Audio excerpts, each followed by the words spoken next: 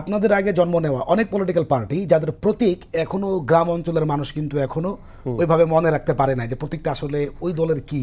আমি যদি নাম ধরে কিছু দল বলতে পারবো যাদের প্রতীক আসলে মানুষ ওইভাবে গ্রাম অঞ্চলে এখনো প্রচার পায়নি। কিন্তু আপনারা এই যে আইনি প্যাচ, এই যে জিনিসটার মধ্যে আপনারা ঢুকছেন, এই শাপলা প্রতীকটাকে একদম গ্রামাঞ্চল পর্যন্ত এটা পৌঁছে দিতে, কারণ আপনারা 2 দিন পর পর এখানে গিয়ে শাপলা ছাড়া নির্বাচন করেন না বলবেন, হেডলাইন হবে টেলিভিশনে, পত্রিকায় হেডলাইন হবে, তত বেশি শাপলার প্রচারণা হবে। এটা নাকি হচ্ছে যে আপনারা একটা মেটিকুলাসলি ডিজাইন, ভোটের আগেই শাপলাকে তৃণমূলে পৌঁছে দেওয়ার জন্য এই কাজটা আপনারা করছেন।